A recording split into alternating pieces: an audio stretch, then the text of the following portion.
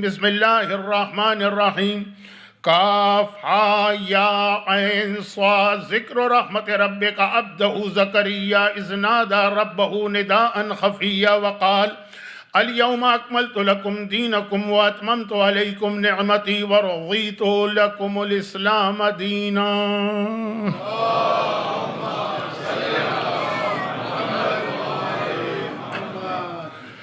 میں آپ حضرات کو زیادہ زحمت نہیں دوں گا۔ آج کی مجلس کی حد تک 1447 ہجرہ کے ایام اضحیٰ کا آغاز ہو چکا ہے۔ گزشتہ 50 سال سے ایام اضحیٰ کا یہ پہلا عشرہ پڑھنے کی سعادت مل رہی ہے دنیا کے مختلف علاقوں میں، اور یہ میرا 50 سال کا تجربہ ہے کہ ایام اضحیٰ کے اس پہلے عشرے میں 2 مجلسیں پڑھنا بہت مشکل ہوتی ہیں، ایک آج کی یعنی چاند رات اور ایک 11 محرم کی مجلس۔ عموماً مومنین پہلی محرم کی تاریخ ہونے کے بعد پھر آتے ہیں یعنی آنے والا کل، اور 11 محرم کو اتنے تھکے ہوئے ہوتے ہیں عاشورے کی وجہ سے کہ اس مجلس میں بھی مومنین کی تعداد بہت کم ہوتی ہے۔ تو اب مسئلہ یہ نہیں ہے کہ تعداد، مسئلہ یہ ہے کہ اگر کسی عنوان پر یا ٹاپک پہ گفتگو شروع کی جائے تو یہ 2 تاریخیں ایسی جس میں وہ لوگ بھی نہیں پہنچ پاتے ہیں جو مسلسل مجالس سن رہے ہوں اور اس موضوع سے دلچسپی رکھتے ہیں۔ تو ایک بات تو یہ ذہن میں رکھیے گا کہ اس کا خلاصہ یہ نکلا کہ میری آج کی مجلس آنے والے پورے عشرے کی مجالس سے مختلف ہوگی، لیکن اس کی ایک اور وجہ بھی ہے، اور وہ یہ ہے کہ آج کی رات شب جمعہ، بلکہ ہمارے ہندوستان و پاکستان کی ٹرمینالوجی میں نوچندی ہے۔ تو اب یہ جو شب جمعہ کا اپنا ایک مخصوص موضوع ہوتا ہے، اور اسلام سارا سال ہر شب جمعہ اس موضوع پر گفتگو کرنے کی تاکید کرتا ہے، ہم جیسے طالب علموں سے لے کر بڑے بڑے علماء تک سے۔ تو آج کی یہ شب جمعہ چاند رات بھی ہے، تو شب جمعہ کا موضوع چاند رات کا اصل موضوع عشرے کا بعد میں شروع ہوگا، تو اس لیے آج کا موضوع ذرا سا میرا مختلف ہے۔ اب مسئلہ یہ ہے کہ شب جمعہ کا موضوع پورا سال مغربی دنیا میں پورا سال مجلسیں نہیں ہوتی ہیں۔ میرا تعارف یا انٹروڈکشن کرایا کہ میں آسٹریلیا سے آیا ہوں، جس کو میں خود پسند نہیں کرتا ہوں۔ میں بنیادی طور پر پاکستانی ہوں، کراچی کا ہوں، کراچی ہی میرا بچپنا گزرا، کراچی میں میری جوانی گزری، آج بھی مجھے کراچی میں یاد ہے، اور آج بھی میں کراچی بہت شوق سے جاتا ہوں۔ تو ہمارے یہاں کراچی میں تو سارا سال مجالس ہوتی رہتی ہیں، ہر سال تقریباً 50 شب جمعہ مجھے وہاں ملا کرتی تھی۔ تو 50 کے 50 شب جمعہ اسی عنوان پہ گفتگو ہوا کرتی تھی۔ یہاں تو سال میں بہت کم موقع آتے ہیں، تو یہاں تو زیادہ ضروری۔ اور وہ شب جمعہ کا موضوع کیا ہے؟ شب جمعہ جو سب سے اہم بات ہے، اچھا ایک بات یہ بھی عرض کر دوں کہ پہلی محرم کی اپنی بھی ایک الگ سے خصوصیت ہے۔ ایام اضحیٰ کی تاریخ تو ہے، اور ہمارا غم تو شروع ہو چکا ہے، اس کے علاوہ بھی ایک خصوصیت ہے، وہ شب جمعہ سے میچ کر جائے گی۔ پہلی بات، ہر شب جمعہ ہمیں اپنے زمانے کے امام کو یاد کرنا۔ اس کا مطلب یہ نہیں کہ باقی 6 دن آپ امام کو بھول جائیے، صرف شب جمعہ امام کو یاد کیجئے۔ ہمارا وہ نظریہ نہیں ہے جو دنیا کے بہت سے مذاہب کا ہے کہ ہفتے میں 1 دن اللہ کا ہے اور باقی 6 دن تمہارے۔ نہیں، ہمیں ہر دن 24 گھنٹے، پورا ہفتہ، پورا مہینہ، پورا سال، پوری زندگی زمانے کے امام کو یاد کرنا ہے، لیکن شب جمعہ امام کی یاد کو اور بڑھا دینا۔ اور یہی وجہ، اب وہ جو میں امام زمانہ کے موضوع پہ بات نہیں کرنا چاہ رہا ہوں، صرف یاد دہانی کے لیے کہ یہ شب جمعہ کا مطلب ہے تھرسڈے نائٹ کا مطلب ہے فرام مغرب ٹو سن رائز یا ڈون، پوری رات امام کو یاد کرنا۔ یہ نہیں ہے کہ ہر وقت بیٹھے یاد کر رہے ہیں، وہ یاد کرنے کو میں ابھی تھوڑا سا ایکسپلین کروں گا۔ یہی وجہ ہے کہ جب شب جمعہ ختم ہوتی اور ہمارے یاد کرنے کے باوجود ڈسپائٹ دیٹ امام ظاہر نہیں ہوئے، تو جمعے کی صبح دعائے ندبہ پڑھنے کا حکم ہے۔ دیکھیے عموماً سورج نکلنے کے بعد اعمال مکمل ہو جاتے ہیں، فجر کی نماز کی بھی دعائیں اور تعقیبات ہیں تو وہ سورج نکلنے کے بعد. لیکن 2 اعمال اسلام میں ایسے ہیں جو سورج نکلنے کے 30 منٹ کے بعد، جو ہمارے اہل سنت بھائیوں کے ہاں اشراق کا وقت کہلاتا ہے. 30 منٹ کے بعد جو لوگ سعودی عرب میں گئے ہیں، مکے اور مدینے میں، وہاں مسجد الحرام اور مسجد نبوی میں جو نماز کی گھڑیاں لگیں اس میں الگ سے یہ ٹائم بتاتے ہیں. فجر کے بعد سن رائز کے بعد اشراق، تقریباً 40 منٹ کے بعد. 2 اعمال ایسے ہیں ہمارے پاس جو اس ٹائم پہ کرنے کا ریکمنڈیشن ہے، واجب نہیں، جو وقت ملے کر لی. ایک ہے عمل عاشور جس کا ایکچول ٹائم تو اشراق ہے، لیکن جو کہ بہت مشکل ہوتا ہے ویسٹرن کنٹریز کے اندر کہ صبح آپ آئیں اس ٹائم پر، جیسے آج کل جو نماز کا ٹائم ہے اس کو دیکھتے ہوئے 6 بجے اور پھر آپ 12 بجے دوبارہ آئیں. لیکن کراچی میں نشتر پارک کے اندر اذان علی اکبر نماز، اس کے بعد اعمال عاشورہ اسی ٹائم پہ ہوتے ہیں. تو یہ اسلام میں ایک ریکمینڈڈ ٹائم ہے، نماز فجر کے قضا ہونے کے 30 منٹ کے بعد، جس کو فارسی میں کہتے ہیں چاشت. خیر، میں ذرا سا بات کو پھیلا رہا ہوں جبکہ آج ورکنگ ڈے ہے اور مجھے ہر صورت میں مجلس ٹائم پہ ختم کرنا. اور دوسرا عمل جس کے لیے خاص یہ ٹائم دیا گیا ہے وہ ہے دعائے نتبہ. دعائے نتبہ جمعے کی صبح پڑھنا ہے، لیکن فجر کے ٹائم پہ نہیں، نماز فجر کے فوراً بعد نہیں، سورج نکلتے ہی نہیں، بلکہ تقریباً 30 منٹ 25 منٹ 30 منٹ کے بعد. واجب نہیں ہے، آپ جب پڑھیں، روزانہ پڑھیں، کوئی حرج نہیں. لیکن اس کا اصل جو ریکمینڈڈ ٹائم ہے وہ ہے کہ فجر کا وقت گزر گیا، سورج نکل آیا، ابھی تک چانس ہے کہ شاید کہیں سے امام کے ظہور کی خبر آ جائے. اس لفظ کو یاد رکھیے گا، کہیں سے امام کے ظہور کی خبر آ جائے، جینون خبر، وہ جو آج کل فیک نیوز ہے وہ نہیں، صحیح خبر آ جائے، اتھینٹک نہیں آئی، اب رو. دعائے نتبہ کیا ہے؟ رونا. نتبہ عربی میں کہتے ہیں رونے کو. فَلْيُنْذِبُ النَّاذِبُونَ، خود امام زمانہ کا جملہ آقا حسین کے بارے میں ہے کہ میرا جد وہ ہے کہ رونے والوں کو اگر رونا ہے تو میرے جد حسین پہ رویا کریں گے. دعائے نتبہ رونا. کس بات کا رونا؟ کہ مولا خدا بندہ ایک رات اور گزر گئی اور پھر بھی میرے زمانے کا امام ظاہر نہیں ہو. اور عام طور پہ جو لوگوں کے ذہن میں کنسیپٹ ہے ظہور امام کا، تو اس کو ذہن میں رکھیے تو 1 ہفتہ اور گزر گئے، یہ جمعہ بھی گزر گیا اور اب تک امام ظاہر نہیں ہوئی. تو ہر شب جمعہ امام کو اس طرح سے یاد کرنا ہے کہ کیونکہ شب جمعہ ہی وہ آخری رات ہوگی جب امام کی غیبت ختم ہونے والی. تو ایک تو امام کو یاد کرنا. لیکن میں حق ادا نہیں کر پا رہا ہوں امام زمانہ کے ذکر کا، جبکہ بہت ضروری اس لیے ہے کہ آج کے دور کا سب سے بڑا فتنہ یہ بنا دیا گیا. دنیا میں کہیں کوئی واقعہ پیش آ جائے گا، بس امام آنے والے، بس امام آنے والے ہیں. یہ اتنا بڑا ایک فتنہ جس کے لیے 1400 سال پہلے سے حدیثیں آ رہی. ایک حدیث سن لیجئے گا، بہت ہی مختصر پڑھ رہا ہوں، ٹائم نہیں ہے. جو لوگ مجھے ریگولر سنتے ہیں ان کو یہ باتیں بہت زیادہ ریپیٹڈ لگیں گی، کیونکہ میں نے عرض کیا نا کہ میں تو ہر شب جمعہ اس پہ بات کرتا ہوں، لیکن آج کی حد تک اس کو آپ برداشت کر لیجیے. ایک جملہ ہے حدیثوں کا. ایک طرف ہمیں کہا گیا امام کے ظہور کی دعا کرو، الاجل الاجل الاجل، فوراً آ جائے امام. دوسری طرف حدیث میں آیا ہلک المستعجلون و نجا الصابرون، جو امام کے ظہور میں جلدی کریں گے وہ مارے جائیں گے، ہلاک ہو جائیں گے. المستعجلون، جلدی کرنے والے، وہ نجا الصابرون، اور نجات پائیں گے جو ذرا سے صبر سے کام لیں گے. بالکل ایک بہت اہم لیکن الگ موضوع. وہ جلدی کرنے والا جو مسئلہ ظہور دعا کی حد تک، لیکن وہ جو دنیا میں کہیں کوئی واقعہ پیش آ جائے فوراً کہا کہ یہ تو ظہور امام کی نشانی ہے. نشانی یہاں تک کا جملہ بھی ٹھیک ہے، لیکن آگے یہ کہنا کہ بس اب امام آنے والے. یہ وہ فتنہ ہے جس سے چھٹے امام نے روکا کہ جلدی نہ کرنا ورنہ ہلاک ہو جاؤ. اور آج کل کا تو زمانہ ایسا ہے کہ واقعاً دنیا کے ایسے علاقے میں جہاں سے ظہور امام کا تعلق ہے وہاں کچھ ایسے حالات اور واقعات پیش آئے اور پیش آ رہے ہیں کہ اور زیادہ ہمارے بچوں اور نوجوانوں کو یہ ان کی ہابی بن گئی، ایک مشغلہ ہاتھ آ گیا ہے. ظہور امام ہونے والا ہے. ہماری تو دعا یہ ہے کہ ابھی ہو جائے، لیکن اس کے لیے ذرا سوچ سمجھ کے انسان کو فیصلہ کرنا ہے، جو ابھی میں ایک مختصر سے جملہ ابھی کہوں گا تھوڑی دیر کے بعد. تو امام زمانہ کی یاد کا مقصد یہی ہے کہ اس طرح یاد کریں کہ سچے امام کا انکار نہ ہو اور کسی جھوٹے امام کا اقرار نہ ہو. یہ بہت بڑا فتنہ. یہ تو ہمارے بزرگ تو سنتے آئے ہیں کہ سچے امام سے پہلے 40 جھوٹے امام آئیں.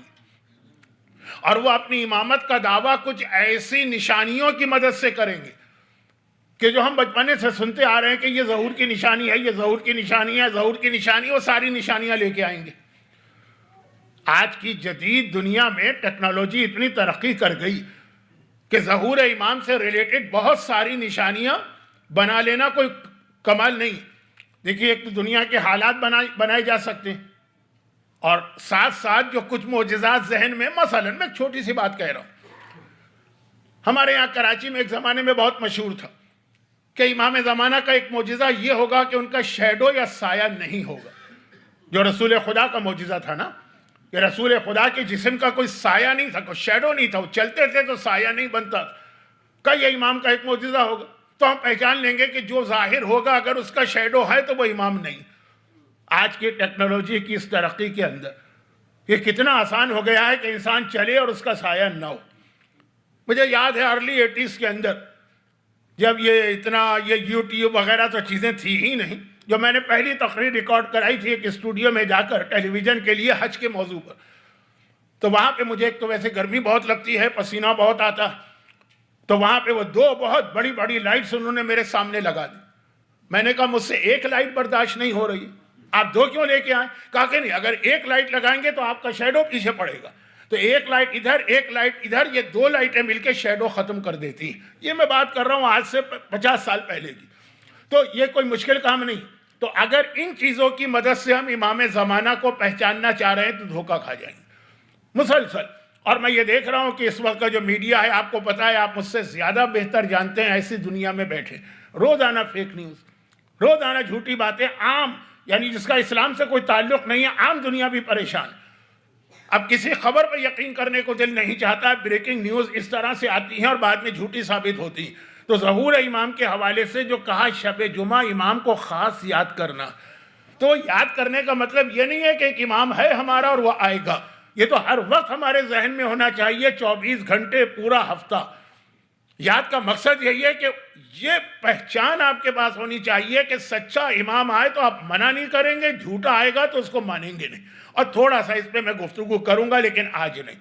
ہاں، ایک بات میں عرض کر دوں، ہمارے یہاں بعض ایسے مومنین ہوتے ہیں جو یہ کہتے ہیں کہ مولانا محرم کا پہلا عشرہ ہے، آقا حسین کا ذکر ہونا چاہیے، اس کے علاوہ اور کسی کا ذکر نہیں ہونا چاہیے، اور امام زمانہ کے ذکر پہ بھی ان کو اعتراض ہوتا ہے۔ تو صرف ان کے لیے ایک جملہ میں عرض کر رہا ہوں، مجھے نہیں معلوم کہ یہاں کوئی ایسا ہے کہ نہیں، لیکن جو پڑھا لکھا مجمع میرے سامنے ہے ان کے ذہن میں ایسی کوئی بات ہوگی نہیں، پھر بھی احتیاطاً یہ پہلا عشرہ جیسا ابھی میں نے کہا کہ عاشورے تک تو بھرپور رونق ہوتی ہے، 11 محرم تو خیر مومنین نہیں آ پاتے، ان کی مجبوریاں میں بھی جانتا ہوں، اور 12 کو بھی کچھ لوگ آ جاتے ہیں زیارت یا سوئم کی مجلس میں۔ اصل عاشورے تک، عاشورہ جو ہے، عاشورہ پہلی محرم سے جو ہماری عزاداری شروع ہوئی، عاشورے پہ جا کے ایک طرح سے یہ پہلا عشرہ مکمل ہوتا، جسے حسینیہ کہا جاتا ہے۔ پھر تو جناب زینب اور چوتھے امام کا جہاد شروع۔ عاشورے کا اختتام کس چیز پر؟ عاشورے کا اختتام کس چیز پر ہے؟ عاشورے کے دن 2 ایسی چیزیں جو اس اعتراض کا جواب ہیں، میرے پاس ٹائم نہیں ہے کیونکہ ورکنگ ڈے میں مجھے 50-55 منٹ میں بات مکمل کر لینا ہے، پھر بھی احتیاطاً یہ بات کہہ رہا ہوں۔ عاشورے میں 2 چیزیں، ایک اعمال عاشورہ میں زیارت عاشورہ، جو آج کل اتنی پاپولر ہو گئی ہے کہ لوگ اس کو روز پڑھنا شروع کر چکے ہیں، ورنہ کم از کم ہر شب جمعہ لوگ پڑھتے ہیں، لیکن بہرحال اصل آئی تو وہ عاشورے کے لیے ہے نا۔ اس زیارت عاشورہ میں کیا؟ زیارت عاشورہ میں یہی تو ہے نا کہ اللہ امام منصور کو، امام زمانہ کو ظاہر کرے تاکہ وہ حسین کے خون کا انتقام لے، یعنی پہلے عشرے کا اختتام ہے امام زمانہ کو یاد کرنے پر عاشورے کی زیارت کا جملہ۔ لیکن نہیں، وہ زیارت عاشورہ اتنی لمبی ہے کہ جن کو عربی نہیں آتی ہے وہ پڑھتے چلے جاتے ہیں، ان کو نہیں پتا ہم کیا کہہ رہے ہیں۔ ایک اور عاشورے کے دن کا عمل ہے، وہ تو ہر ایک کو پتا کہ جب 2 مومنین ایک دوسرے سے ملیں گے تو کیا کہیں گے؟ اعظم اللہ اجورنا و اجورکم بمصابنا بالحسین، اللہ ہمیں اور تمہیں غم حسین میں اجر کثیر عطا کرے، وجعلناکم من الطالبین بسارہ مع ولیہ الامام المہدی آل محمد علیہ السلام، اور اللہ ہمیں اور تمہیں ان لوگوں میں قرار دے جو امام زمانہ کے لشکر میں شامل ہوں گے۔ عاشورے کا دن آقا حسین کے غم پیک پر ہے، اس دن سوائے حسین کے کوئی ذکر کرنے کو دل ہی نہیں چاہ رہا، لیکن زبردستی ہم سے ذکر کروایا گیا امام زمانہ کا عاشورے کے دن، اور ایک بار نہیں کہ جب دو مومنین ایک دوسرے سے ملے صبح سے لے کے شام تک امام زمانہ کو یاد کرو۔ آج کی رات شب جمعہ، شب جمعہ بہت سارے مومنین کا ایک طریقہ ہے، اور روایت میں ہے کہ آقا حسین کی زیارت کرو۔ اب کربلا میں رہنے والے، کربلا کے قریب رہنے والوں کے لیے تو یہ آسان ہے، ہم لوگوں کے لیے مشکل ہے، تو ہمیں یہ کہا گیا کہ زیارت نہیں کر سکتے ہو تو زیارت پڑھو، کیونکہ آقا مسلم ابن عقیل نے، جن کے مصائب آپ نے سنے ہوں گے پچھلے مہینے، شہادت کے موقع پہ کوفے کے دارالعمارہ پہ کھڑے ہو کے آقا حسین کو سلام کیا تھا، اور آقا بہت دور تھے، مکے کے راستے میں تھے، وہاں سے جواب سلام دیا تھا۔ تو مسلم نے ایک اصول ہمیں دے دیا تھا کہ حسین کی زیارت سامنے فیس ٹو فیس نہیں کر سکتے ہو، جہاں وہیں سے حسین کو سلام کرو، تمہیں سلام کا جواب ملے گا۔ ہر شب جمعہ ہم زیارت پڑھتے ہیں، کربلا میں ہو تو کریں گے زیارت، یہاں ہو تو پڑھیں گے اس کے دو جملے، یا سار اللہ ہے وابن سارہ، آقا حسین آپ وہ ہیں جن کے خون کا بدلہ اللہ لینے والا ہے۔ یہ کس کو یاد کیا جا رہا ہے؟ یہ امام زمانہ کو یاد کیا جا رہا ہے۔ اور پھر آگے ایک جملہ اور بھی ہے، وَأُشْهِدُ اللَّهَ وَمَلَائِكَتَهُ وَأَنْبِيَاءَهُ وَرُسُلُهُ وَإِنِّي بِكُم مُؤْمِنٌ وَبِإِيَّابِكُم مُوقِنٌ۔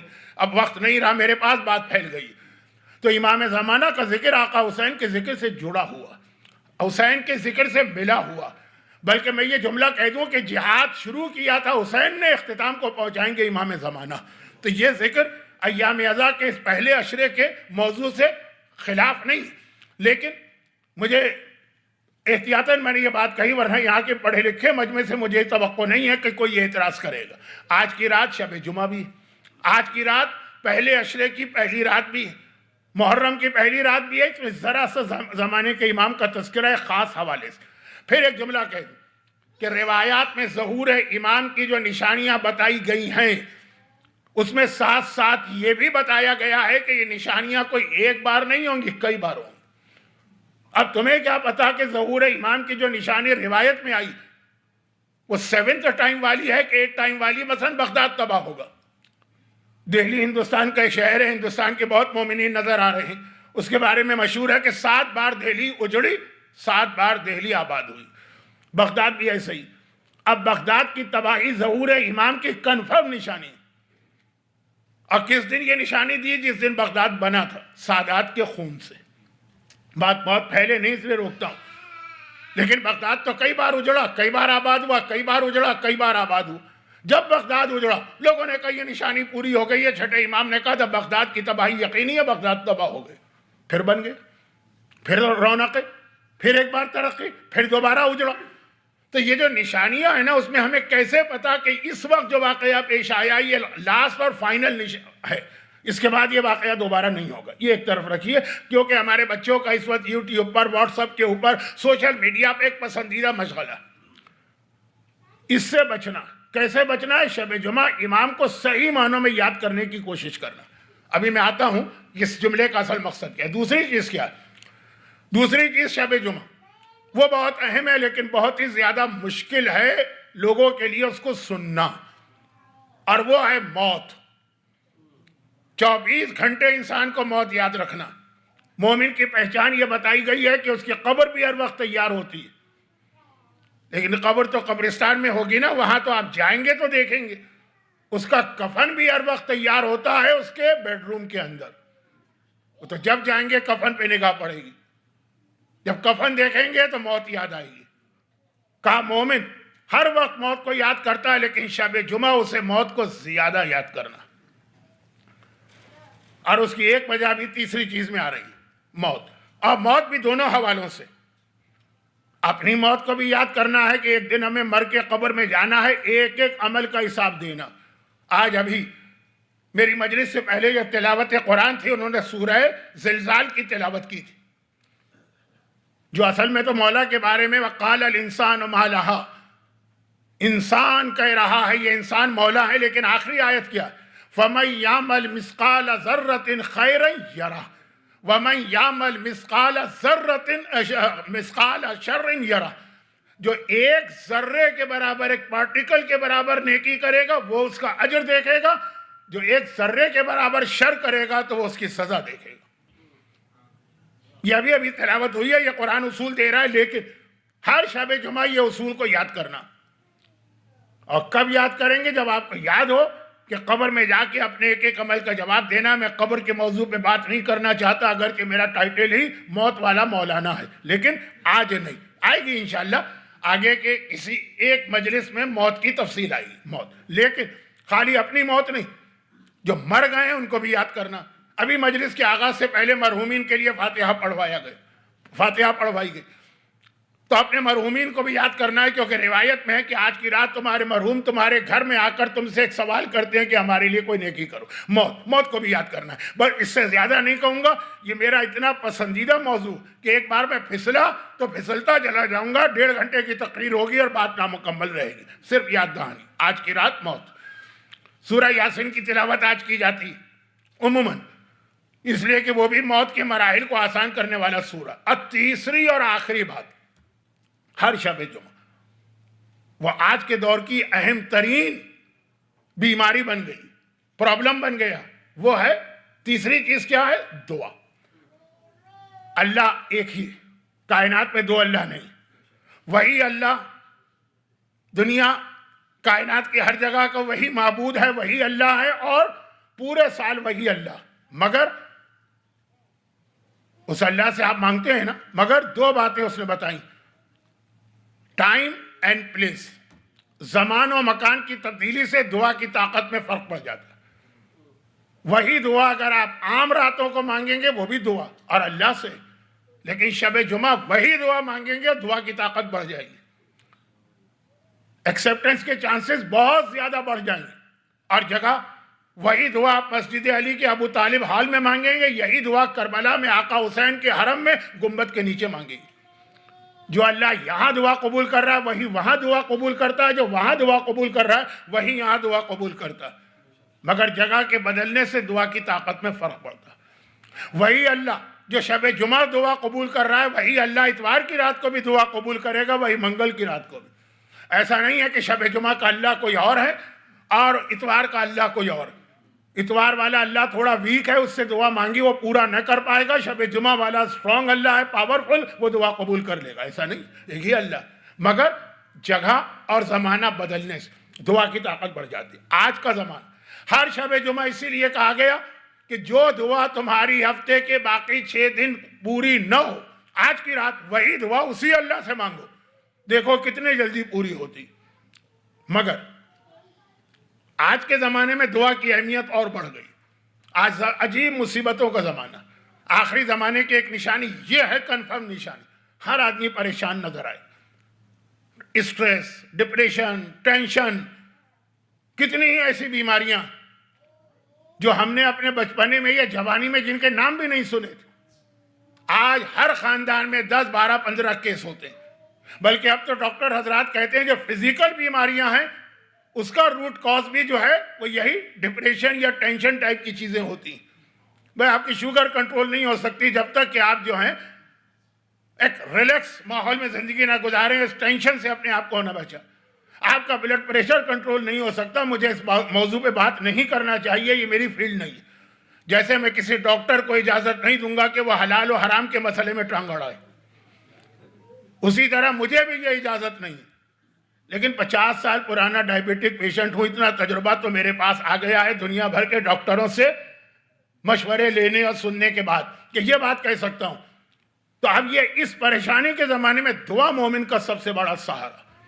جب سارے راستے بند نظر آ رہے ہیں، پریشانی سے بچنے کا کوئی راستہ نہیں، وہ یہی ہے کہ اللہ کی بارگاہ میں پہنچو، لو لگاؤ، اللہ سے مانگو، پریشانیاں دور ہوں گی. یہ دعا. اور میں اس کی ایک چھوٹی سی پریکٹیکل مثال دوں.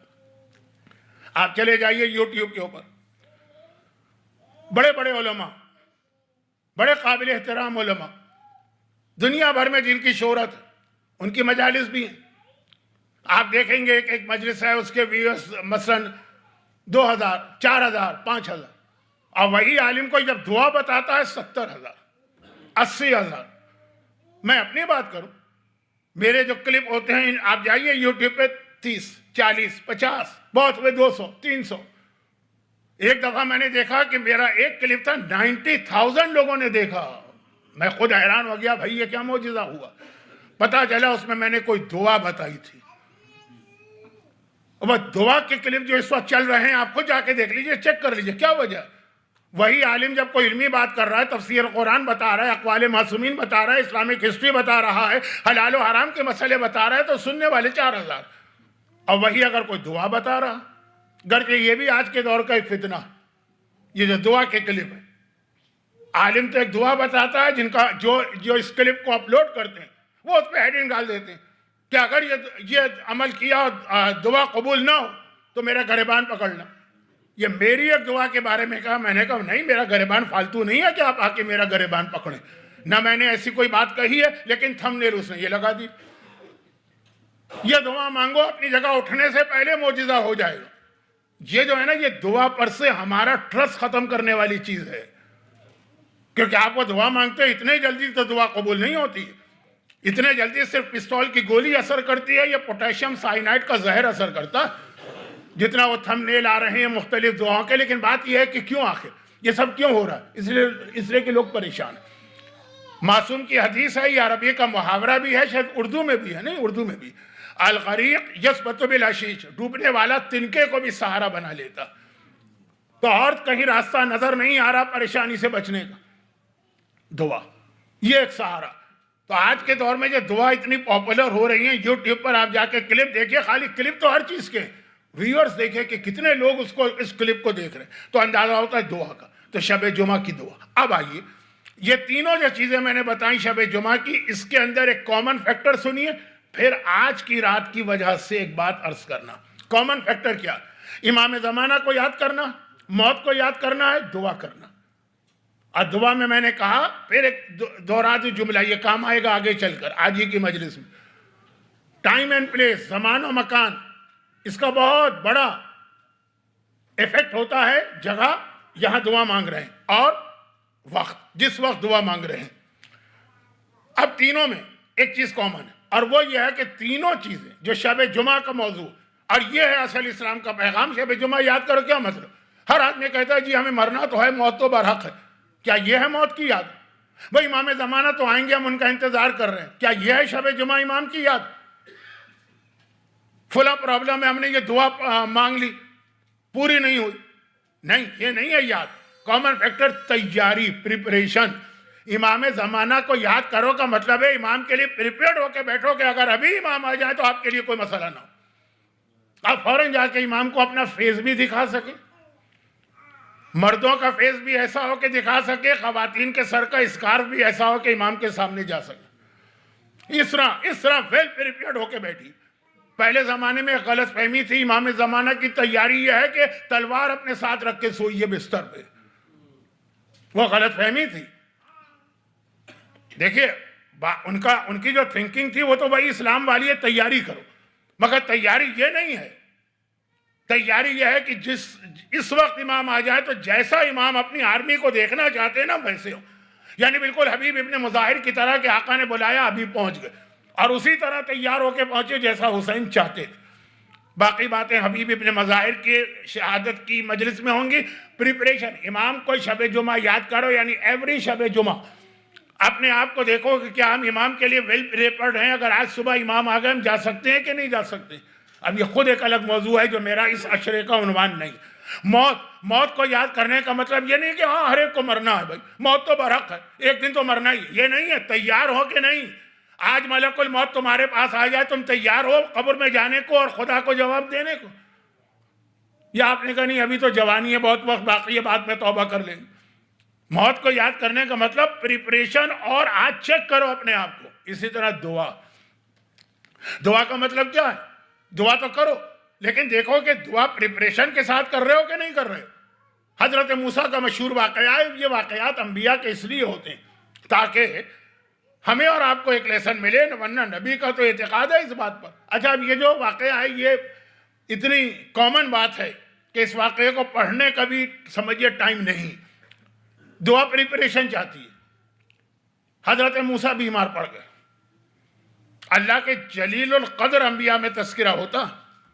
آقا حسین کا بھی لقب ہے السلام علیکہ یا وارث موسیٰ کلیم اللہ.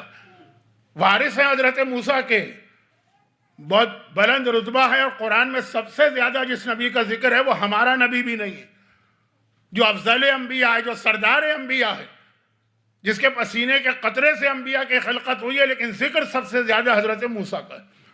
اس کا بھی ایک ریزن ہے، اس کو چھوڑ دیجیے۔ بیمار پڑ گئے۔ اب حضرت موسیٰ اس وقت بیمار پڑے جب ان کی حکومت بھی قائم ہو گئی تھی، فرعون سے نجات پا چکے ہیں، حکومت بھی ان کی ہے، تو چنانچہ اب زمانے بھر کے طبیب ان کا علاج کرنے آ رہے ہیں، ساری دوائیاں لا کے ان کو دے دی گئیں، ان کے سرہانے رکھی۔ حضرت موسیٰ دوا استعمال نہیں کر رہے، ساری دوائیاں رکھی۔ قوم آ کے دیکھ رہی ہے، دوائیاں رکھی ہے، لیکن نبی سے کیا کہیں، اور دعا مانگ رہے ہیں، اے خدا مجھے شفا دے۔ ہم اور آپ بھی مریض کی شفا یابی کی دعا ہر وقت کرتے، خدا بندہ شفا دے، پوری قوم دعا مانگ رہی۔ مسجدوں اور اس زمانے کے جو بھی مذہبی سینٹر ہو، سینگوا وغیرہ، سب جگہ دعائیں چل رہی، موسیٰ کو صحت نہیں مل رہی۔ کبھی بیماری اللہ کی مصلحت ہوتی ہے، چوتھے امام کی بیماری، لیکن یہاں مصلحت نہیں تھی۔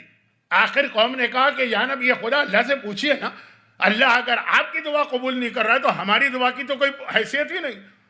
موسیٰ نے پوچھا خدا بندہ یہ میں بیمار ہوں، دعا کر رہا ہوں، دعا قبول نہیں ہو رہی۔ کہا موسیٰ یہ دوائیں کیوں استعمال نہیں کر رہے؟ کہا موسیٰ نے کہا خدا بندہ میرا بھروسہ تیرے اوپر ہے، دواؤں پہ نہیں، شفا تو دینے والا ہے، دوا تو شفا نہیں دے گی، تیرے بھروسے کی وجہ سے میں یہ دوا استعمال نہیں کر رہا ہوں۔ کہا موسیٰ یہ بتاؤ دواؤں کے اندر شفا کی خصوصیت کس نے پیدا کی ہے؟ یہ میں نے ہی تو پیدا کی ہے نا، تو جب تک کہ یہ دوا استعمال نہیں کرو گے شفا نہیں ملے گی، چاہے کلیم اللہ موسیٰ جیسا نبی کیوں نہ ہو۔ تو اب یہ ہے کہ یہ جو میں نے کہا نا کہ بہت کامن سینس کی بات ہے، بیمار ہے تو دعا سے کام نہیں چلے گا، اس کی تیاری بھی کرنا، خالی تیاری نہیں کرنا ہے کہ دوائیں استعمال نہیں کرنا، اللہ پہ بھی معاملہ چھوڑنا۔ تو امام زمانہ کو یاد کرو کہ موت کو یاد کرو کہ دعا کرو، تینوں میں دیکھو کوئی تیاری کی ہوئی ہے کہ تیاری نہیں کی ہوئی۔ اور اب آ جائیے بہت اہم اور آخری بات پر، وہ یہ ہے کہ آج کی رات شب جمعہ بھی ٹھیک، سارا سال شب جمعہ دعا مانگی اور تیاری چیک کیجئے تیاری کی ہے کہ نہیں۔ دعا کی تیاری بھی ایک الگ عنوان۔ ہمارے یہاں خواتین جب دعا کا وقت آتا ہے سر کے اوپر اسکارف ڈال لیتی ہے یہاں چل، یہ بھی دعا کی ایک تیاری۔ کیوں؟ ابھی دعائے کمیل میں آپ نے پڑھا ہوگا نا یا سنا ہوگا، اللہم اغفر لی الذنوب التی تحبس الدعاء، اے خدا میرے وہ گناہ معاف کر دے جو دعا کو روک لیتے ہیں۔ تو اب یہ دعا کی تیاری، ایک طرف آپ دعا بھی کر رہے ہیں، دوسری طرف ساتھ ساتھ گناہ بھی چل رہے ہیں، لیکن یہ الگ الگ موضوع ہیں، تینوں ایک ایک اشرا چاہتے ہیں۔ امام زمانہ کا ذکر ایک اشرا چاہتا ہے، دعا کا موضوع ایک اشرا چاہتا ہے، موت کا موضوع ایک اشرا چاہتا ہے۔ تینوں میں کامن چیز ہے تیاری، مگر پھر آ گئی پہلی محرم، شب پہلی محرم۔ اب اس کے حوالے سے میں نے آج قرآن کی جس آیت کی تلاوت کی ہے، ابتدا میں میری اصل آیت، میرے موضوع کی اصل آیت ہے دوسری والی، الیوم اکملت لکم دینکم، وہ اصل آیت ہے، کل سے شروع ہوگی۔ لیکن پہلی آیت کاف ہا یا عین صاد، سورہ مریم کی پہلی آیت، مولا کی کئی دعاؤں میں یہ لفظ ہے، اللہ کو یاد کیا ہے، کاف ہا یا عین صاد، اللہ کے الگ الگ 5 نام مولا کی دعاؤں میں ہے، یا کاف ہا یا عین صاد، یا اللہ کے بدلے میں یا کاف ہا یا عین صاد۔ ایک روایت میں اس کا تذکرہ کربلا کے بارے میں بھی ہے، لیکن بات بہت پھیل رہی ہے۔ اس کے بعد ذکر و رحمت ربک عبدہ زکریا، یاد کرو اللہ کی اس خاص رحمت کا جو اپنے بندے زکریا پہ نازل کی، اذ نادى ربہ نداء خفیا، جب زکریا اللہ سے دعا کر رہے تھے آہستہ آواز میں۔ یہاں پہ ایک مسئلہ آتا ہے، دعا زور سے مانگنا چاہیے کہ آہستہ مانگنا چاہیے؟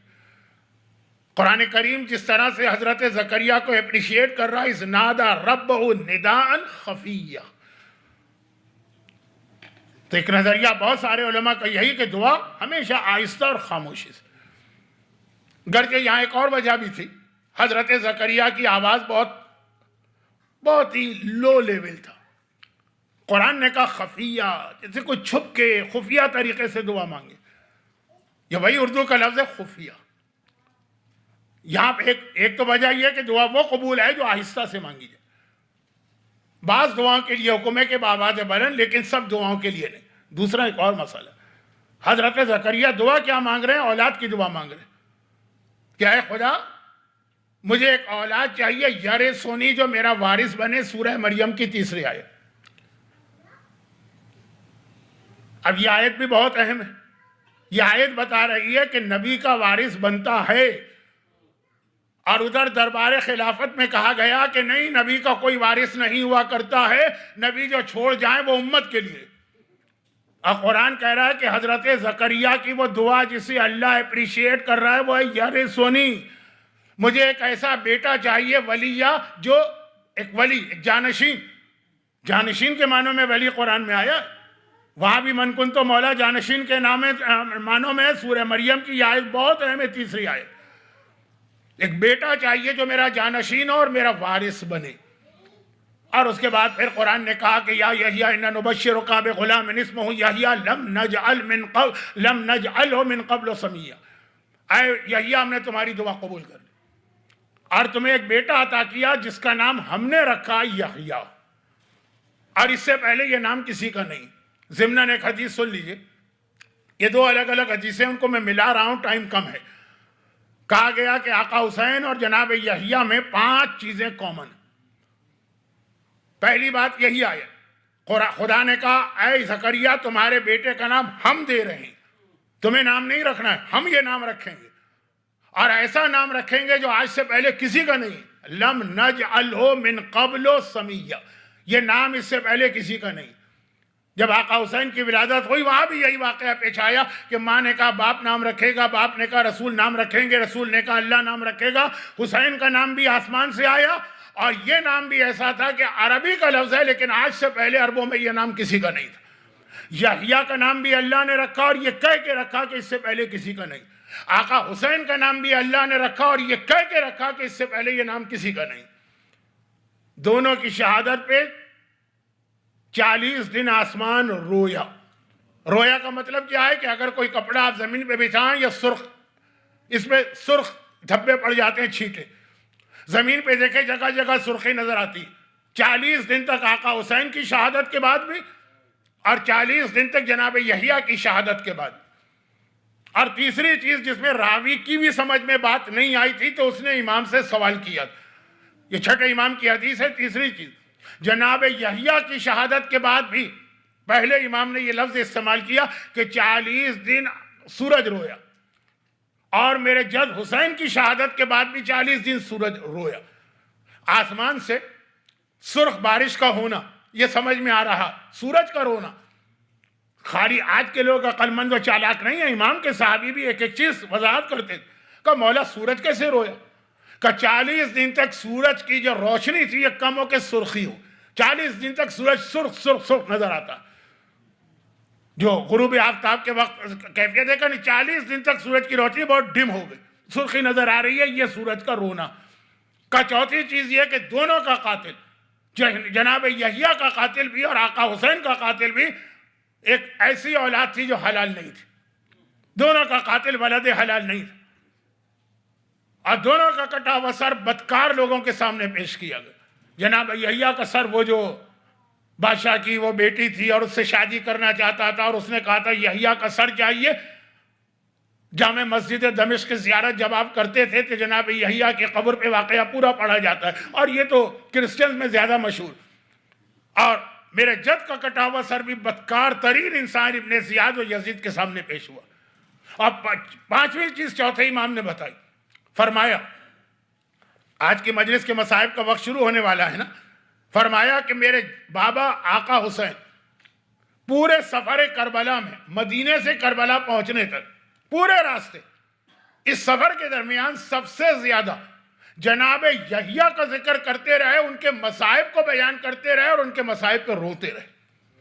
یہ 28 رجب کا سفر ہے امام مظلوم، 2 محرم آقا حسین کی کربلا آمد۔ اس پورے سفر میں سب سے زیادہ جس نبی کو میرے بابا نے یاد کیا ہے وہ یحییٰ نبی، اور خالی یاد نہیں کیا، باقاعدہ ان کے مصائب پہ جگہ جگہ گریہ کرتے جا رہے۔ تو بہت زیادہ میچنگ ہے، لیکن یہ بات تو اس لیے آ گئی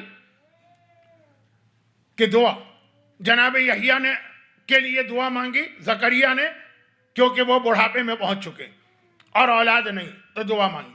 اب آہستہ سے دعا کیوں مانگی؟ ایک تو یہ آہستہ دعا اللہ کو پسند، دوسری ایک اور وجہ اور وہ یہ ہے کہ ایک بوڑھا آدمی خود جب اللہ نے کہا ہم نے دعا قبول کی، یہ سب سورہ مریم کی آیتیں ہیں، میرے پاس ٹائم نہیں ہے کہ میں آیت کی بھی تلاوت کروں اور پھر ترجمہ کروں اور پھر وضاحت کروں، تو ذرا جلدی میں بات کو آگے بڑھا رہا ہوں۔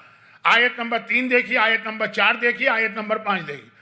جب خدا نے کہا ہم نے تمہاری دعا قبول کر لی ہے یہ زکریا، تو خود جناب زکریا حیران ہو گئے، کہا یہ دعا کیسے قبول ہوئی؟ اعتراض نہیں ہے، حیران ہوں، میں بوڑھا ہو چکا ہوں، میری بیوی اس ایج میں آ چکی ہے جہاں اولاد ہو ہی نہیں سکتی، تو اب یہ دعا بوڑھا آدمی مثلاً اندازاً آپ کیجئے کہ 90 سال کا آدمی، بیوی بھی اس کی 80 سال کی، بطور مثال کہہ رہا ہوں، اب ایج ہی ایسی نہیں ہے کہ کوئی پیگننسی ہو، وہ آج کل کی ٹیکنالوجی، میڈیکل ٹیکنالوجی ہے، جینیٹک وینڈک، اس کو چھوڑی ہے عام طریقے سے، تو دعا ایسی تھی کہ حضرت یحییٰ کو ذرا سی لوگوں کے سامنے شرم آ رہی تھی کہ میں یہ دعا اولاد کے مانگ رہا ہوں، لوگ سنیں گے تو مذاق اڑائیں گے۔ یہ بھی اسلام کا ایک بہت اہم اصول یاد رکھیے گا، یہ آگے ایک مجلس میں پوری مجلس بنے گی۔ بہت سارے احکامات دین ایسے ہیں، حکم یہ ہے کہ اس کو چھپا کے کرو تاکہ لوگ مذاق نہ اڑائیں، اگرچہ مذاق سے حکم خدا بدلتا نہیں، لیکن خود اپنے آپ کو جان بوجھ کے مذاق کا نشانہ نہ بناؤ۔ یہ میں جلدی کی وجہ سے الفاظ کو بہت اچھا ریفائن طریقے سے، فلٹر طریقے سے نہیں بیان کر رہا ہوں، لیکن یہ ایک اصول ہے اسلام، جو بعض اوقات یہاں تک پہنچ جاتا ہے کہ کچھ واجبات تک میں یہ کہا گیا کہ واجبات بھی تم پہ معاف ہو جاتے ہیں اگر لوگوں کا مذاق اتنا زیادہ ہو جائے۔ ابھی تفصیل نہیں بتا رہا ہوں، ایک مجلس بعد میں آئے گی، ابھی تو میں اختتام پہ ہوں، میرے ہاتھ پاؤں خود پھول رہے ہیں، اس لیے کہ میرے حساب سے ورکنگ ڈے میں یہ بہت زیادہ لیٹ مجلس ہو جاتی ہے۔ تو جناب زکریا کی دعا ایسی کہ دعا تو مانگ رہے ہیں لیکن پتا ہے کہ لوگ سنیں گے، سب مذاق اڑائیں گے، اور نبی کی بات ہے میں کیا کہوں، لیکن ہمارے عرب کے ماحول میں لوگ کیا کہتے ہیں، ارے بڑے میاں سٹھیا گئے، ارے بڑے میاں کا دماغ خراب ہو گیا، یہ اس بڑھاپے میں جا کے دعا مانگ رہے ہیں، دعا مانگ رہے ہیں کہ تاکہ ان کو وارث ملے، لیکن پتہ ہے یہ دعا کا لوگ مذاق اڑائیں گے۔ پھر خدا نے جو جواب دیا نا، یہ سورہ یاسین کی 3rd لاسٹ آیت، ایک ہی جواب دیا، قال کذالک قال هو ربک حین علی حین۔ خدا نے کہا کہ اے زکریا تم حیران کیوں، تمہیں یہ چیز بہت مشکل لگ رہی ہے کہ بڑھاپے میں اور بیوی جو ہے وہ اس ایج پر ہے کہ اولاد نہیں ہو سکتی، علی حین، میرے لیے تو یہ کام بہت ہی آسان ہے، میں پروردگار ہوں، قادر مطلق ہوں، ناممکن کام کو میں ممکن کرتا ہوں۔ حین کہتے بہت ہی معمولی، بہت ہی ہلکی چیز، یہ تھوڑا نیگیٹو سینس میں بھی آ جاتا ہے، اسی سے لفظ توہین نکلا، کسی کو اس کے اسٹیٹس سے بہت گرا دینا۔ ہوا علی حین، میرے لیے یہ بہت ہی آسان کام ہے، اور لقد خلقتک کذالک لم تک شیئا، یحییٰ پیدا کرنا میرے ہاتھ میں ہے، ایک وقت میں تم بھی کچھ نہیں تھے، پانی کے قطرہ تھا، اس سے میں نے تمہیں بنا دیا ہے، تو میری قدرت پہ شک نہ کرنا۔ دعا کے لیے یہ بہت اہم اصول، ناممکن کام کی دعا بھی مانگی، اللہ قبول کرے گا۔ اللہ کہہ رہا ہے علی حین، یہ مت دیکھو کہ ڈاکٹر کیا کہہ رہے ہیں، سائنٹسٹ کیا کہہ رہے ہیں، پڑھے لکھے لوگ کیا کہہ رہے ہیں، انٹلیکچوئل لوگ کیا کہہ رہے ہیں، یہ دیکھو اللہ سے مانگ رہے ہو، اللہ کے لیے ہر چیز بہت آسان ہے، مگر یہ دعا کا موضوع بن گیا۔ اصل بات جو مجھے عرض کرنا تھی وہ یہ، ریان ابن شبیب بہت ہی مشہور راوی، آپ نے نام سنا ہوگا، کیونکہ پہلے عشرے کی عزاداری معصومین سے جو ہم کو ملی ہے، ان میں ایک اہم ترین حدیث ریان ابن شبیب کی ہے، جو 8ویں امام کے صحابی تھے۔ عزاداری کے حوالے سے بہت اہم حدیث ہے، وقت بہت گزر گیا ہے، میں جلدی سے بات مکمل کرتا ہوں۔ یہی تھے جو پہلی محرم کو گئے تھے تو 8ویں امام کو روتے ہوئے دیکھا تھا، اور امام نے پورا خطبہ دیا تھا کہ کس طرح میرے جد کی عزاداری کرنا۔ انہی کی ایک روایت ہے کہ اسی طرح ایک بار میں پہنچا امام کے پاس، 8ویں امام کے صحابی ہیں اور بہت اہم اور مشہور صحابی عزاداری کے حوالے سے۔ جب میں پہنچا 8ویں امام کے پاس تو امام نے پوچھا اے ریان آج کون سی تاریخ ہے؟ میں نے کہا پہلی محرم۔ اب میں یہ ایکسپیکٹ کر رہا تھا کہ امام یہ کہیں گے کہ تم نے ہمارے جد کی صفِ عزا بچھائی کہ نہیں بچھائی، کیونکہ پہلے امام بتا چکے تھے کہ پہلے عشرے میں غم کرو میرے جد کا، یہ سوال کریں گے۔ امام نے سوال نہیں کیا، امام نے کہا تم نے آج روزہ رکھا کہ نہیں رکھا؟ میں نے حیران ہو کر کہا مولا یہ پہلی محرم ہے، یعنی اس کا مقصد کہنے کا تھا رمضان نہیں ہے، محرم ہے۔ امام نے کہا نہیں، پہلی محرم کا روزہ بہت اہم ہے، کیونکہ اللہ نے حضرت زکریا کی سالوں پرانی دعا، حضرت زکریا نے ایک دن دعا نہیں مانگی، 20 سال مانگی، اللہ نے قبول جو کی وہ پہلی محرم تھی۔ تو پہلی محرم کی دعا بہت جلد قبول ہوتی ہے لیکن روزہ رکھ کر. پھر اس کے بعد ہمارے پاس 3 حدیثیں آتی ہیں، 4 بلکہ. ایک حدیث یہ ہے کہ جو پہلی محرم کو روزہ رکھے گا اسے 900 سال کی عبادت کا ثواب ملے گا. حدیث نمبر 2، یہ پیغمبر کی حدیث ہے، دوسری شیخ مفید نے نقل کی. کہا کہ اگر کوئی پہلی محرم کو روزہ رکھے گا تو اس کے اور جہنم کے بیچ میں اتنا فاصلہ آ جائے گا جتنا زمین و آسمان کے بیچ کا فاصلہ. اتنا دور جہنم اس سے چلی جائے گی. تیسری حدیث بھی رسول کی ہے، شیخ صدوق نے نقل کی کہ اللہ کے رسول نے کہا کہ فریضہ نماز کے بعد، یہ جو 5 نمازیں، نماز شب سے افضل کوئی نماز نہیں، اور رمضان کے روزے کے بعد پہلی محرم کے روزے سے افضل کوئی روزہ نہیں. اور چوتھی حدیث یہ ہے کہ جو پہلی محرم کو روزہ رکھے گا اللہ زمانے کے ہر شر اور ہر خرابی سے اس کو محفوظ کرے. ویسے ہمارے پاس تقریباً 16 حدیثیں ہیں، میں نے صرف 4 پڑھی. دنیاوی، اخروی، سارے کے سارے فوائد اس پہلی محرم کے روزے کے ہیں جو کل کا دن. اچھا، اب یہاں ہمارے پاس ایک حدیث اور بھی ہے کہ پہلی محرم کا روزہ اولاد کے لیے تو سب سے بہتر. کسی کی اولاد نہیں، نمبر 1. اولاد ہے مگر اسپیشل چائلڈ ہے، وہ چاہتا ہے وہ ٹھیک ہو جائے. نمبر 2، اولاد ہے لیکن اس کی یہ خواہش ہے جو اسلام پسند تو نہیں کرتا لیکن ہے کہ جی لڑکیاں ہیں لڑکا ہو جائے. نمبر 4، لڑکا بھی ہے لڑکیاں بھی ہیں، شادیاں نہیں ہوتی اولاد کی، خاص طور پہ بیٹیوں کی. لیکن آج کل لڑکوں کی شادی بھی بہت بڑا مسئلہ. کوئی غلط بہو آپ کے گھر میں آ جائے تو دنیا میں آپ کو جہنم کا مزہ آ جائے گا. لیکن خیر، اتنی باتیں آج نہیں عرض کرنا. تو پہلی محرم کا روزہ اولاد کے حوالے سے تو بہت اہم ہے. یہ امام کا جملہ میں دہرا رہا ہوں جس کو ہم کہیں گے حدیث. اور پھر تیسری محرم کا روزہ روزی اور رزق کے حوالے سے. لیکن یہاں پہ میرے ذہن میں ایک آپ کا پریکٹیکل پرابلم بھی ہے، اور وہ یہ ہے کہ آج کل سمر بھی ہے، یعنی ویدر بھی اتنا گرم ہے اور روزے کا ڈیوریشن بھی اتنا زیادہ. تو اس کے لیے ایک حدیث اور سن لیجیے، اور وہ یہ ہے کہ راوی نے کہا کہ مولا یہ جو آپ نے سنت روزے بتائے پہلی محرم کے لیے، پھر میں بتا دوں پہلی محرم کا روزہ کیوں بہت اہم ہے. نمبر 1، کل جمعے کا دن، جمعے کا روزہ تو پورا سال اگر 52 جمعہ ہے تو جمعے کے دن کے روزے کا بہت ثواب ہے. نمبر 2، کل اسلامی مہینے کی پہلی تاریخ، ہر اسلامی مہینے کی پہلی تاریخ کے روزے کا بہت زیادہ ثواب ہر اسلامی مہینے. نمبر 3، اور پھر محرم کی پہلی تاریخ ہے جس کے روزے کے یہ 4-5 الگ سے بینیفٹ بتائے گئے. تو اتنی چیزیں جمع ہو گئی، مگر سمر اور پھر ویدر اتنا گرم. راوی نے کہا مولا جو سنت روزہ آپ نے بتایا وہ پہلی محرم کی بات نہیں کر رہا، وہ عام بات کر رہا ہے کہ ہر مہینے کا آپ نے روزہ بتایا. مجھے پیاس بہت لگتی ہے مولا یہ روزہ مجھ سے نہیں رکھا جاتا. ایک نے کہا جسمانی کمزوری ہوتی. بہت ساری حدیثیں ہیں، ٹائم نہیں ہے کہ ایک ایک حدیث الگ الگ پڑھوں. امام نے فرمایا کہ پھر روزے کے بینیفٹ سے اپنے آپ کو محروم نہ کرو. روزہ نہیں رکھ پا رہے تو ایک غریب کو تقریباً 1 مد کھانا دے دو. مد کتنا بنتا ہے؟ تقریباً 26 اونس، ہمارے پاکستان کے حساب سے 750 گرام کا یہ کھانا دے دو. تمہیں وہی بینیفٹ اور ثواب ملے گا جو پہلی محرم کے روزہ رکھنے کا ثواب. اور اگر یہ بھی مشکل ہو رہا ہے تو 1 درہم کسی غریب کو دے دو. اچھا، یہاں پہ ایک چھوٹی سی بات عرض کر دوں، بہت ٹائم میں نے آپ کا لے لیا، بہت ہی زیادہ معذرت. اب میں مصائب پہ آ رہا ہوں. آج مصائب کم ہوں گے کیونکہ ٹائم بہت ہو گیا. کل سے انشاءاللہ موضوع بھی شروع ہوگا، مصائب بھی اپنے حساب سے آئیں گے. ایک آخری بات، میرا ایک پسندیدہ موضوع ہے اسلامک لا، کیا کہتے ہیں جسپرڈیشن، فقہ. یہ میرا موضوع ہے. اس میں جب کبھی یہ آ جائے کہ فلاں چیز غریب کو دینا، تو ایک بات یاد رکھیے، آج کی ہماری دنیا بہت ترقی کر گئی.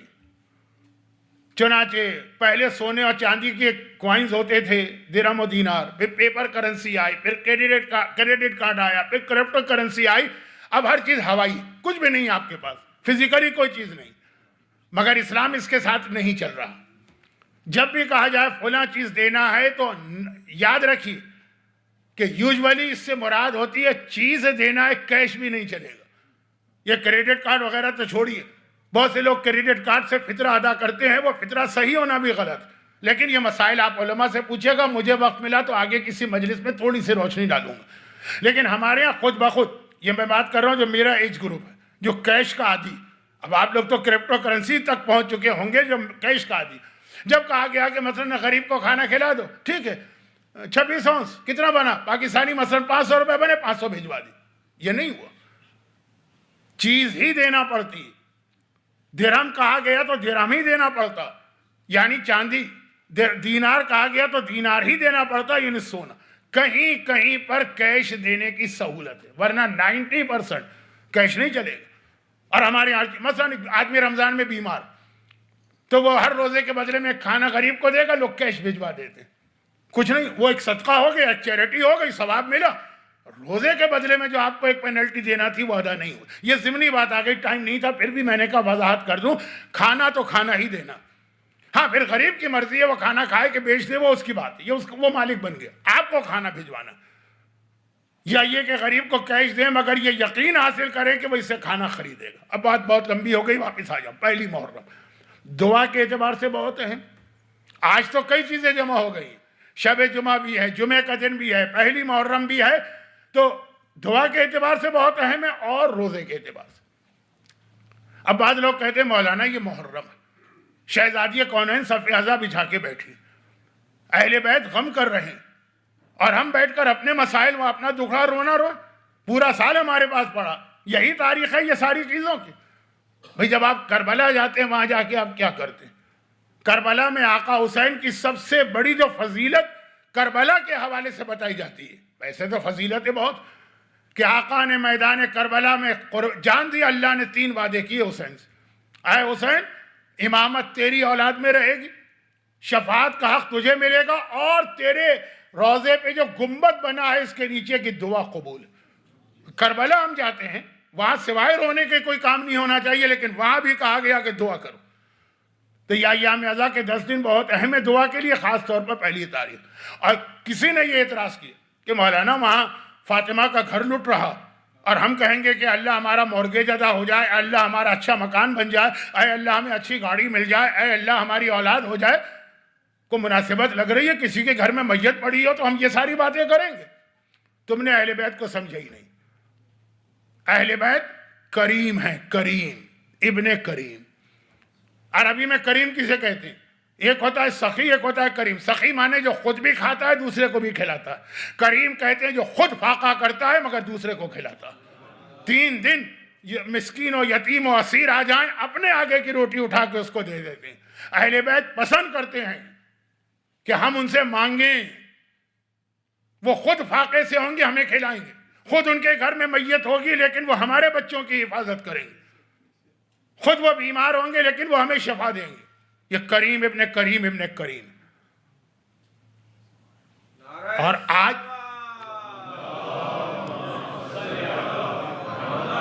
میں اپنی پوری مجلس میں آج سے لے کے آخر تک سے 3 مرتبہ آپ کو درود کی زحمت دوں گا. 2 مرتبہ خطبے میں، 1 مرتبہ خطبہ مکمل کر کے جو آیت تلاوت کریں گے اس کے بعد. پھر کبھی امام کا نام آ جائے تو آپ درود لیں، لیکن ویسے میری عادت نہیں ہے تاکہ آپ کو زحمت نہ ہو. ندان خفیہ، آپ جہاں موقع ملے آہستہ سے درود بھیج دیا کریں، آپ کو زحمت نہ ہو. تو کریم ابن کریم وہ پسند کرتے ہیں، یعنی اگر ان کے گھر میں واقعاً بھی ہم اس وقت ہوتے فزیکلی. جیسے ایک چھوٹی سی بات، جب یہ لٹا ہوا قافلہ بازار کوفہ سے گزر رہا تھا تو چوتھے امام نے کہا کہ پھوپھی اماں وہ فلاں گھر کی چھت کے اوپر حبیب ابن مظاہر کی بیوہ بیٹھی. جناب زینب نے جیسے ہی سنا فوراً ادھر رخ کیا اور کہا میں تو تجھے ڈھونڈ رہی تھی تاکہ تجھے تیرے شوہر کا پرسہ دوں. شہزادی 18 پرسے تو آپ کو لینا ہے، لیکن نہیں، اہل بیت ہے کریم ابن کریم، اپنے گھر کے پرسے چھوڑ دیے، کہا نہیں پہلے تجھے پرسہ دیا جائے گا. وہ خوش ہوتے ہیں. تو دعا اور جتنی پورے سال کی آپ کی حاجتیں ان سب کو آج قبول کروا لیجیے، کیونکہ آج محرم کی وہ تاریخ آ گئی ہے جس کی خاطر حسین 28 رجب کو مدینے سے چلے تھے اور ہر قربانی دینے کے لیے تیار ہو کے چلے تھے. ایک جملہ میں ایسا کہہ رہا ہوں جس کے اوپر پورا میرا ایک اشرہ ہے، لیکن وہ اشرہ تو نہیں ہے، پڑھوں گا ایک جملہ خالی، شاید اگلے کسی مجلس میں ریپیٹ ہو جائے۔ جب حسین چلنے کی تیاری کر رہے ہیں 28 رجب، سب نے روکا، سب نے منع کی، ہر ایک نے اپنے اپنے انداز سے روکا۔ مثلا حسین کی بوڑھی پھوپھی زندہ تھی، مولا علی کی بڑی بہن ام ہانی زندہ تھی۔ جب دیکھا کہ حسین سفر کا لباس پہن کے چلنے کی تیاری کر رہے ہیں، کہ بیٹا حسین ان تاریخوں میں سفر نہ کرنا۔ پھوپھی اماں کیوں؟ کہا 3 دن سے میں جنات کے رونے کی آوازیں سن رہی ہوں، جب تیرا نانا دنیا سے گیا تب بھی یہ 3 دن میں نے آوازیں سنی، جب تیری ماں دنیا سے گئی تب بھی 3 دن یہ آوازیں سنی، جب تیرا بابا دنیا سے گیا تب بھی 3 دن یہ رونے کی آواز سنی، جب تیرا بھائی حسن گیا تب بھی یہ آواز سنی۔ بیٹا حسین اس وقت تو مدینے سے سفر کا ارادہ نہ کر۔ کہا پھوپھی اماں جو آپ فرما رہی ہیں وہ ٹھیک ہے، لیکن میرا ایک وعدہ بھی ہے اپنے نانا سے، اسی کو پورا کرنے جا رہا ہوں۔ یہ ایک انداز تھا روکنے کا۔ ایک وہ عبداللہ ابن عباس آ گئے۔ عبداللہ ابن عباس مولا علی کے صحابی، چچا کے بیٹے بھی ہیں، فرسٹ کزن، ابو طالب کے بھائی ہیں حضرت عباس، تو فرسٹ کزن بھی ہیں، صحابی بھی ہیں، شاگرد بھی ہیں، سمدھی بھی ہیں، کیونکہ انہیں عبداللہ ابن عباس کی بیٹی لبابہ سے کربلا کے عباس سے علمدار کی شادی ہوئی۔ کتنے رشتے ہیں، خاندان کا رشتہ بھی ہے، سسرالی رشتہ بھی ہے، استاد اور شاگرد کا رشتہ بھی ہے۔ حسین سے عمر میں بڑے ہیں، آ گئے۔ کہا حسین تو کوفے کی جانب جا رہا ہے نا، خط تو آنا شروع ہو چکے، کوفے نہ جا۔ میں نے کوفہ دیکھا ہے تیرے بابا کی خلافت کے زمانے میں، وہاں کے لوگ تجھے بلا تو رہے ہیں لیکن بعد میں دغا کریں۔ حسین نے وہاں بھی یہی کہا کہ آپ کا مشورہ اپنی جگہ، لیکن ایک میرا وعدہ ہے، ایک اللہ سے ایک وعدہ ہے نانا سے، جس کے لیے مجھے جانا۔ تو عبداللہ ابن عباس کا مشورہ یہ تھا کہ اچھا حسین اگر جانا ہے تو جا، مگر اپنے ساتھ عورتوں اور بچوں کو لے کے نہ جا، کوفہ بڑی خطرناک جگہ۔ آقا حسین نے جو جواب دینا تھا وہ بعد میں دیا۔ پردے کے پیچھے سے زینب کبریٰ کی آواز آئی، اے ابن عباس یہ تو میرے بھائی کو مشورہ دے رہا ہے یا بہن کی موت کا سامان کر رہا؟ کیا حسین سے الگ ہو کے زینب زندہ رہ سکتی؟ اب اس کے بعد میرا اشرہ کس بات پہ ہوتا ہے؟ اس ایک جملے پہ۔ زینب نے کہا بھائی سے الگ ہو کر میں بہن زندہ نہیں رہ سکتی، اور حق کہا، سچ کہا، زینب بھی صدیقہ ہیں۔ مگر پھر ایک سوال میں کرتا ہوں کہ پھر بتائیے کہ حسین شہید ہو گیا پھر بھی زینب زندہ رہیں، تو نعوذ باللہ کیا زینب نے غلط بیانی کی تھی؟ نعوذ باللہ، اگر ماں صدیقہ و طاہرہ ہے تو بیٹے بھی صدیقہ و طاہرہ نہیں۔ زینب نے جو کہا حق کہا۔ یقیناً جب حسین آخری رخصت کے لیے زینب کے پاس آئے تھے کربلا میں، زینب مر گئیں، مگر صرف ایک جملے نے مرتی بھی زینب کو زندہ کر دیا۔ اور وہ جملہ کیا تھا؟ حسین نے کہا تھا زینب یہاں تک کا جہاد میں نے کیا ہے، باقی اس جہاد کو مکمل کرنا تیرا کام۔ بس یہ جو سنا کہ بھائی کا جہاد مجھے مکمل کرنا، بھائی کی ذمہ داری مجھے نبھانا ہے، بہن بھائی کی محبت اپنی جگہ پر، لیکن جہاد حسینی اتنا عام ہے کہ مرتی بھی زینب زندہ ہوگی۔ ورنہ آج مدینے میں کہا تھا عبداللہ ابن عباس بھائی سے الگ ہو کے بہن زندہ نہیں رہ سکتی۔ یہ جملہ اون محمد کے مصائب میں بھی آپ مجھ سے ایک بار پھر سنیں۔ سب نے اپنی اپنی جگہ مشورہ دی۔ حسین نے کہا لیکن مجھے جانا، اللہ سے میرا وعدہ ہے، نانا نے مجھ سے عہد لیا تھا، ماں نے مجھے اسی مقصد کے لیے پالا، اور اب کربلا کے لیے روانگی۔ وقت بہت گزر گیا، بہت کم مصائب کے جملے پڑھوں گا آج معذرت کے ساتھ۔ محلہ بنی ہاشم میں پہرا رکھ گیا، 12 برس کا بچہ بھی یہاں نہیں آ سکتا ہے، مردوں کی بات تو چھوڑی۔ مکمل حجاب کا انتظام ہے کیونکہ اس وقت انتظام عباس کے ہاتھ میں ہے۔ غیرت مند عباس اس قافلے کا انتظام کر رہا ہے، 12 برس کے لڑکے کو بھی ادھر آنے کی اجازت نہیں۔ اور پھر سواریاں لائی گئیں، اور کیا شان و شوکت کی سواریاں لائی گئیں۔ اونٹ ہیں، محملیں ہیں، اماریاں ہیں، ہماریوں پہ پردے لٹک رہے ہیں، ایک ایک کر کے سواری آتی ہے۔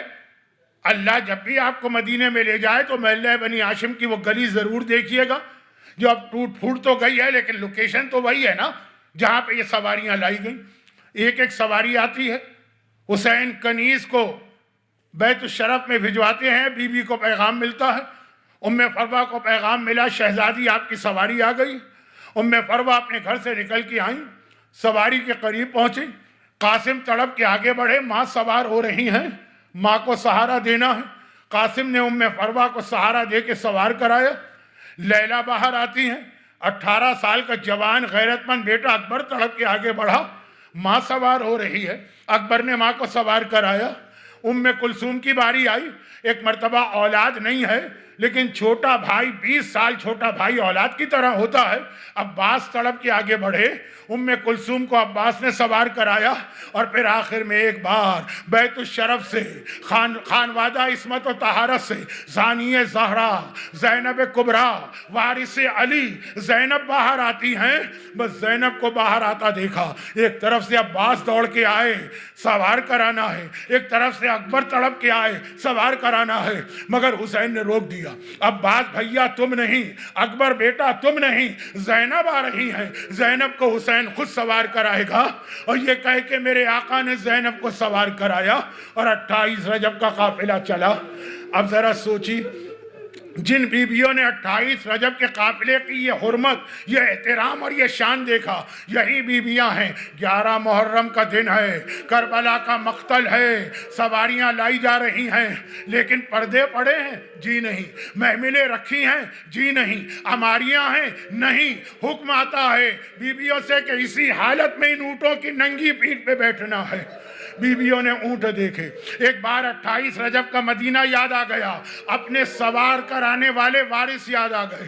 ام فروہ نے مقتل کا رخ کیا، قاسم بیٹا تیری ماں سوار ہو رہی ہے، کیا تو بھی سہارا نہ دے گا؟ لیلا نے اکبر کو آواز دی، اکبر ذرا آ کے ماں کو سہارا دے۔ ہر بیوی اپنے اپنے وارث کو یاد کر رہی ہے، مگر میرا وہی جملہ عصر عاشور کا، مرتی ہوئی حسین زندہ ہو گئی تھی کہ اب مرتی ہوئی زینب زندہ ہو گئی تھی، حسین کا جہاد پورا کرنا ہے۔ زینب نے جب یہ منظر دیکھا، ایک بار علی کی شیر دل بیٹی آگے بڑھی، کہا بیویوں گھبراؤ نہیں، سیدانیوں پریشان نہ ہو، اگر اکبر نہ رہا، اگر حسین نہ رہا، ابھی زینب زندہ ہے، زینب تمہیں سوار کرائے گی۔ ایک ایک بیوی کو زینب نے سوار کرایا، اے فروہ آؤ، اے لیلا آؤ، اے رباب آؤ، اے کلثوم آؤ، سب کو سوار کرا دیا، مگر آخر میں زینب کی اپنی باری آئی۔ حسرت سے دائیں طرف دیکھا، بائیں طرف دیکھا، کوئی سوار کرانے والا نہیں ہے، بس فرات کی جانب نگاہ ڈالی، عباس ارے تیری بہن سوار ہو رہی ہے، کیا تو بھی بہن کو سہارا نہ دے گا؟ بھئی یہ سننا تھا۔ ایک بار میرا بیمار امام سجاد گلے میں توق ہے، ہاتھوں میں ہتھکڑی ہے، پاؤں میں بیڑی ہے، آگے بڑھتا ہے، پھوپھی اماں اگر چچا نہ رہا، ابھی آپ کا بیٹا سجاد زندہ ہے، ارے آپ کو آپ کا بیٹا سوار کرائے گا۔ اجرکم علی اللہ علی ولعنت اللہ علی اعدائہم اجمعین۔ پروردگارہ ذکر مصائب اہل بیت شہزادی زینب کبریٰ کے اس امتحان کا واسطہ، میرے مظلوم آقا سید الساجدین کے اس امتحان کا واسطہ، سب سے بڑھ کر سرکار سید الشہداء آقا حسین کی اس مظلومیت کا واسطہ، ماہ محرم کی پہلی تاریخ شب جمعہ جتنے صاحبان ایمان آج کی مجلس میں ہیں، یہ مومنین و مومنات، ان کو، ان کے گھروں کو، ان کے گھر والوں کو، ان کی اولادوں کو دنیا اور آخرت کی ہر پریشانی سے محفوظ فرما۔